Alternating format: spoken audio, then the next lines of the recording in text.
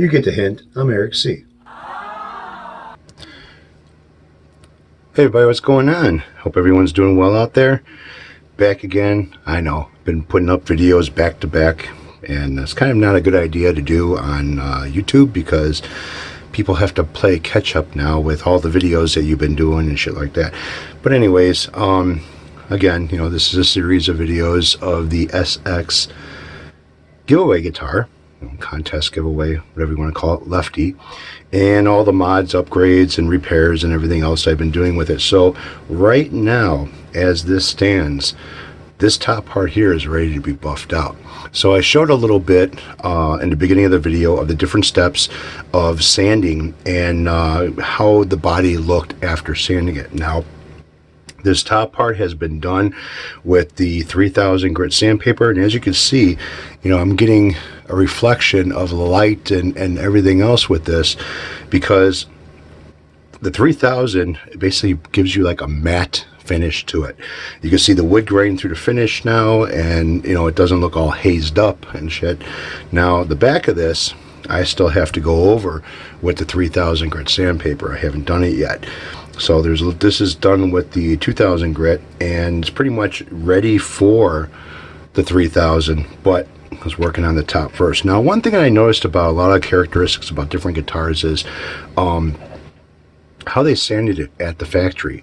And one of the things that I've noticed is the edging around the body of the guitars. Now, Kramer is good for rounding off the edges really nice and not leaving like a line going around the edge. Now, I don't know if you guys are going to be able to see this or not, but as you can kind of see here, there's a little bit of a sharp line over here. All right, and in order to keep that sharp line, there's a certain way you have to sand things. Now, I don't know, I have never had a Fender guitar before, so I don't know how they do things as far as how they sand it, or if it is a so-called trademark characteristic or whatever of how they finish their guitars. But that's not in the wood. All right, some of it might be as far as the routing goes, but a lot of it is in how they sanded the finish down. Now, if you ever look at a say the body lines of a vehicle, and you notice that there might be a faint line, and it's nice and straight and everything going down the body of the car, that's done with the sheet metal, but it can also be screwed up during sanding. That straight line, if it's not sanded correctly, can also look wavy. Like, instead of being straight, it can maybe have a little bit of a wave to it, or so mimicking that as far as sanding goes. It's very important using blocks, the type of blocks that you use, a foam block, rounded blocks. I mean, there's so many different types of sanding blocks out there. We have a very large variety in the garage of different type of sanding blocks. Some of them have metal rods inside of them. They're also almost 2 feet long, great for doing flat surfaces. And then we also have rounded ones where, getting into, say, you know, the older vehicles, they had more of a body style to them compared to what they have now. Sometimes there would be like a little bit of a curve going down the quarter panel or something before it goes to where, you know, the opening for the tire is. And if you don't sand that properly, it's going to look like shit. The body of the guitar is kind of no different unless you don't care. Okay, if you don't care, then just don't even watch this video, because I'm more I'm not into the relicking. You guys know that. If I believe that if a guitar say if I bought something and it had chips all over it, or it had scratches, or been missing finish and shit, I would rather have that done naturally than to buy something brand new that's already been done. Because to me, you know, if you are a true guitar player and stuff, you know, stuff is going to happen. Shit's going to happen. Might get chipped, might get scratched. The more you play the guitar throughout the years, parts, you know, areas of the body are going to get worn out. And every little nick, scratch, wear mark, or whatever has a story to tell. And you can't fake that.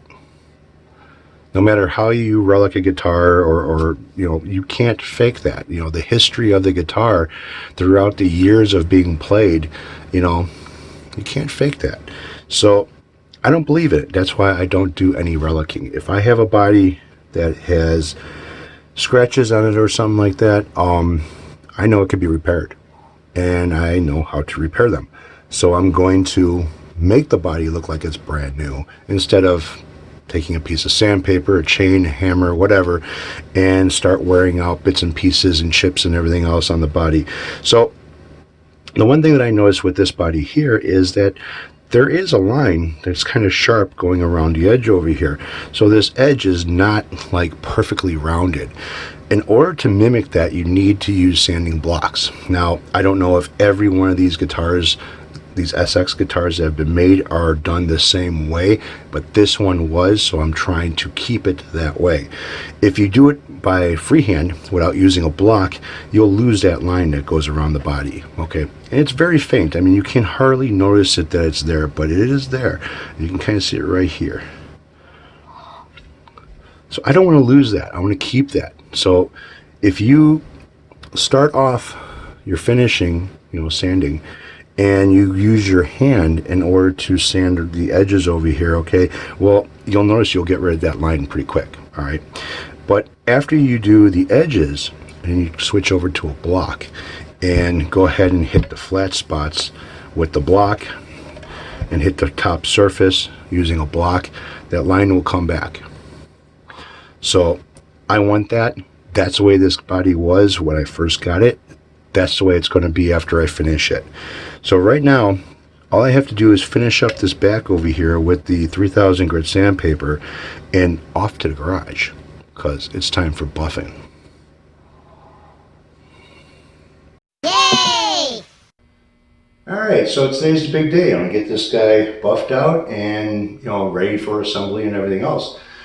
Normally I would have the garage door open while doing this, but because of the stupidity of the village around here, they decided to, I wouldn't call it resurface the road. Basically what they did is they cleaned all the leaves off the road, sprayed some type of oil down, and threw down some type of a really tiny, small pebble, not necessarily sand, but every time a car drives by, there's dust in the air, and I can't have any dust floating in the air as I'm buffing this out. The dust is going to act like sandpaper, and it's going to scratch the shit out of the finish while I'm buffing it, and I don't want that. And yeah, I'm wearing some old clothes. The reason being is because this is going to make a mess. So let's get to it. All right, so what I have going on here is I have my air buffer, and I got two different pads here. This pad here is for polishing, which I won't use until later, and then I have the actual buffing pad on here. Now, one thing you want to make sure, maintenance on air tools, is you want to put a few drops of oil inside of here. That's to keep things lubricated inside of here and keep things from messing up. So sucks about this is I don't have the outside light to look at this thing with, so I got to trust the fluorescence, which is, this corner is kind of dark. So starting off, number one, rubbing compound. Put a couple of drops on it. More than that.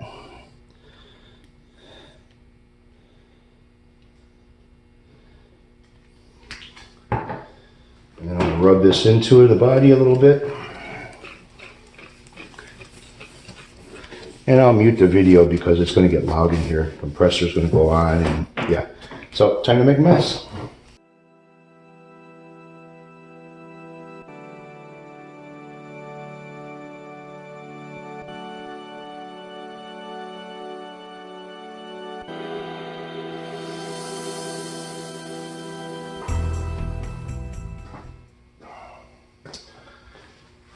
Break time. Smoke them if you got them. Alright, so this is the fun part of buffing, alright, getting these edges. So I'm going to start that right now.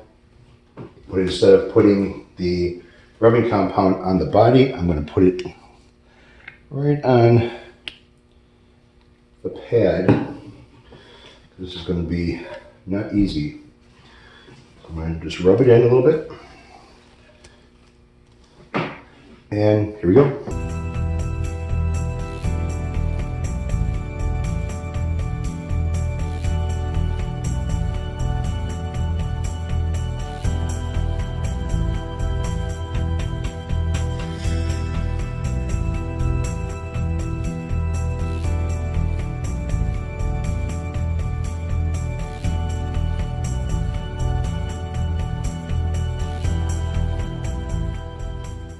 Alright, so I switched over to the other polishing pad, and now it's time to use the machine polish instead of the rubbing compound.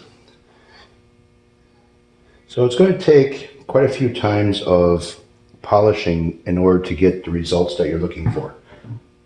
You just can't go over it one time and call it done. You're going to have to keep on repeating the process over and over again until you have like a glass-like finish, regardless if you're using rubbing compound or if you're using the polishing compounds. Now, I don't like the attachments that you put on drills. They do work, but a drill is not going to give you the RPMs that are needed for polishing. The RPMs are pretty high, the speed, the friction. Now what I do with these pads is I'll soak them in water and then squeeze out all the water that I can possibly get out of it so they're just slightly damp. That's going to help with the friction and keep from burning through the finish. Plus it doesn't heat up the pad at all because of the RPMs. So I've got my polishing pad on. Go ahead and dab this around, spread it around real good. And go ahead and start doing the, basically the final steps of this right now is polishing it. Now, again, this is going to be several times. I'm not just going to go over this one time and call it done. I'm going to go over it quite a few times in order to get the results I'm looking for. And I want a glass-like finish. So here we go.